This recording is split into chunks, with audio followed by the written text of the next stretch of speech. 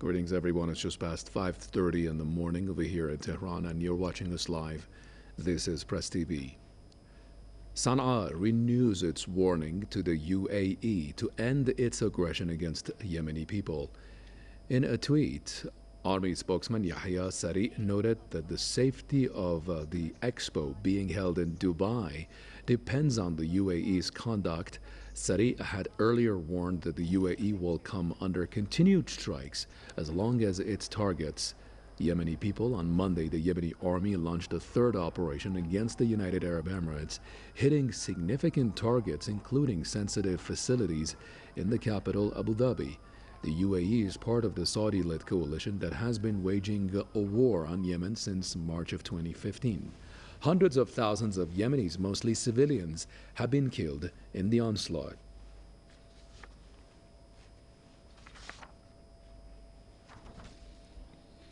Let's discuss this a little bit further with the help of Mr. Jason Unruhe. He's a political commentator who comes to you live via Skype out of Niagara Falls. Jason, it's good to see you. Your understanding of the situation, do you think this is the continuation of perhaps the previous phases, or a totally new phase has begun? I tend to suspect that this may be a start of a new phase. I mean, it's very clear at this time that Saudi Arabia is going to lose the war after,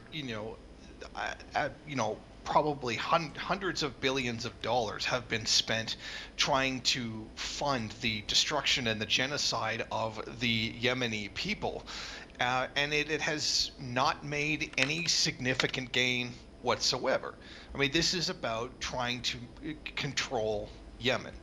And that is something that they do not have, despite the overwhelming amount of resources that they have put into it. I think that it's really one of those things where Saudi Arabia realizes it's losing and is trying to gain support from other states in order to continue, their quest against Yemen. And the UAE seems to be relatively good to go along with it, to give them whatever kind of support, at least political support to some degree, and I highly suspect material support in the background or whatever form that it might take. And that this, of course, would lead the Yemenis to bring the war to the UAE, as we have seen on at least one occasion. And then, we're having them say that they're not afraid to strike out at basically anyone who's going to support the destruction of their country and the slaughter of their people. So maybe because I'm not really a war strategist kind of person, but it does seem like Saudi Arabia is looking for help. I mean, at least that's how it appears to my eyes. I mean, that wasn't how it was done at the beginning, but this change has been made. So I think that it is a change to some degree, but exactly what it is probably only in the heads of the Saudi planners themselves. And how seriously do you think the UAE is going to take these threats, given the fact that, Jason, within the past 1 or 2 weeks, Abu Dhabi itself was targeted by one of these drones? So basically, I think, this is not an empty threat. How do you think the Emiratis are going to take this? I think the Emiratis are going to take it pretty seriously. As you just said, the Yemenis have already demonstrated not just a willingness, but a capability to strike at the UAE itself. I mean, the UAE is one of the richest countries in the world, but everybody has their limits, and everybody investors can be very, very shaky, and that's kind of the point for Yemen to fire back, is to create that kind of uncertainty in investment, and I'm sure that's probably what it is they're aiming for, like this. And the Emiratis are very.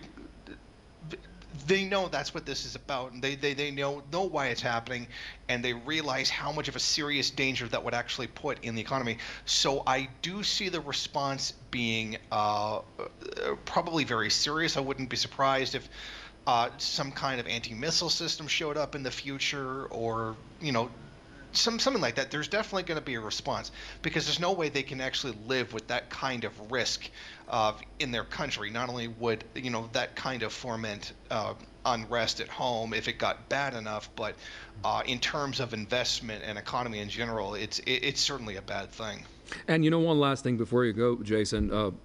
Do you think this is again, perhaps a jump start to ruin the Emirati-Israeli plans?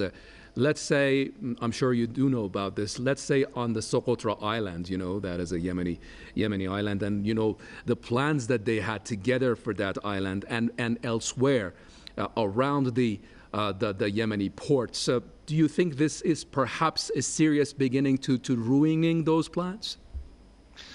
I would suspect so. Anything that where trying to take advantage of Yemen is going to be treated very seriously. There is the old expression that war is politics with guns, and politics is war without guns. But I would also add my own caveat there to add economics into the mix with that particular expression, and I think that's going to play a major role. I mean, it's very clear that the Saudi and everybody else alliance. This is not about humanitarian. You're not going to appeal to their conscience, because for nonviolence the old saying, for nonviolence to work, your opponent must first have a conscience. So I think it's going to come down to economic factors, and I think that's definitely going to play a part. Thank you very, very much, Mr. Jason Unruhe, political commentator of your Skype out of Niagara Falls. You have a very good time.